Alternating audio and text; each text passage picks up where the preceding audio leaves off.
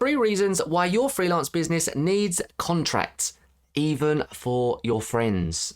Reality, even if you're working with friends, a handshake agreement still isn't enough at times. The hard truth is that without a contract, things can go wrong very quickly. Expectations get blurred and relationships can get strained. Tip number 1, use simple contract templates. You don't need a lawyer for every single client. There are platforms like Bonsai or free contract templates online that make it easy to get started.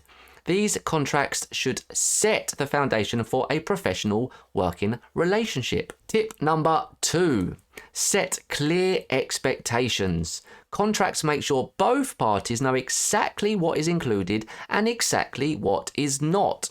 I once did a project for a friend without a contract, and when scope creep happened, it caused a lot of tension.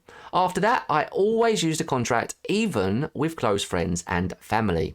Tip number 3, stand out by providing a contract up front. It shows professionalism and protects both of your interests. When you provide a contract right from the beginning, you establish yourself as serious about your work, which sets the tone for a smooth project and a continued working relationship.